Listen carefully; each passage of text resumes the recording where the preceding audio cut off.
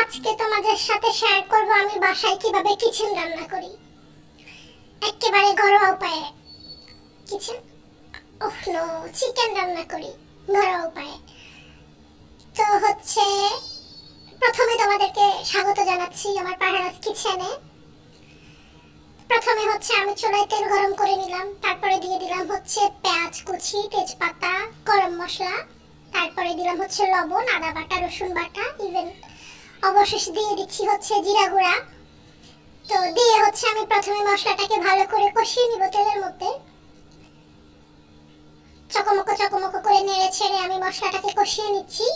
তারপর আমি দিয়ে দিচ্ছি হলুদ গুঁড়া, এরপরে আমি দিয়ে দিব মরিচ গুঁড়া। আমি হলুদটাকে নেড়ে তারপর আমি এভাবে চকমকো চকমকো করে নাড়তে হয়। তারপরে দিয়ে দিব মরিচ গুঁড়া।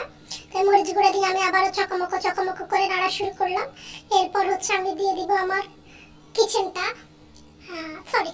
চিকেন গুলা। তো চিকেন গুলাকে আমি এরপর মশলার মধ্যে দিয়ে ভালো করে উল্টে পাল্টে চকমকো করে নাড়াচাড়া শুরু করে দিয়েছি, দেখতে পাচ্ছ। তো এভাবে যদি তোমরা একবার যদি কিচেন রান্না করো তো বাসার সবাই খেতে বাধ্য। আর আমি নরমালি বাসায় যেভাবে রান্না করি সেই রান্নাগুলাই তোমাদের সাথে শেয়ার করার চেষ্টা করি। এখানে আলাদা করে কৃত্রিম বা স্পেশাল কিছু নেই। তো তারপর আমি টমেটো কেটে দিয়ে দিলাম, দেখতেই পেলে। তারপরে দিলাম আলু কেটে রাখছি। আর আমার কিচেনের তুলনায় চিকেনের তুলনায় আলু বেশি, কারণ আমার বাচ্চা আলু পছন্দ করে, আমি আলু পছন্দ করি, ওই জন্য খাওয়ার সময় আমরা কিচেন রেখে আলুটাই বেশি খাই। তারপরে আলুটা দিয়ে নাড়াচাড়া করে আমি ঢাকনা দিয়ে আবার ঢেকে দিলাম। 3-4 মিনিট পর আমি ঢাকনাটা আবার তুললাম, তুলে আমি আবারও নাড়াচাড়া শুরু করলাম। আমি কিন্তু এই পর্যায়ে কোনো পানি দিইনি বা পানি ব্যবহার করি নাই, কারণ মুরগির মাংস দেওয়ার পর অটোমেটিক্যালি পানি বের হয়ে গেছে কিছুটা। তো এই পানির মধ্যে আমি মুরগিটাকে ভালো করে কষিয়ে নিব, যার জন্য আমি নাড়াচাড়া করতেছি যেন নিচে লেগে না যায় মশলাটা। তারপর দেখতেই পাচ্ছেন আর আলুটা অনেকটা এখানে সেদ্ধ হয়ে যাবে এই পানির মধ্যে। তো আমি অনেকক্ষণ পর্যন্ত নাড়াচাড়া করলাম। তারপর আমি দিয়ে দিব পরিমাণ মতো পানি, যেটা আমার মাংসটাকে একেবারে সিদ্ধ করবে, প্লাস জলও থাকবে। তো পানিটা দিয়ে আমি ঢাকনাটা দিয়ে ঢেকে দিব। আর আমি এখানে পানির পরিমাণ 2 কাপ পরিমাণে দিয়েছি। দিয়ে আমি একটু নাড়াচাড়া করে ঢাকনাটা দিয়ে ঢেকে দিয়েছি।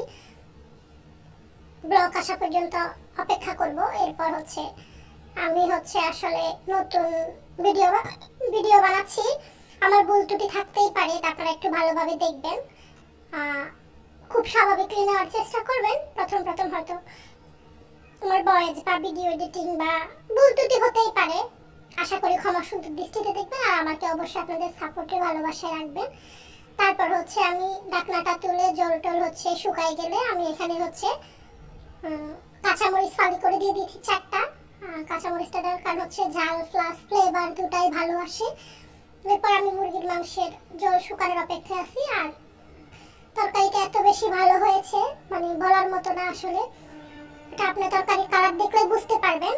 আমার রান্না শেষ, তারপর আমি চুলাটা বন্ধ করে দিয়েছি।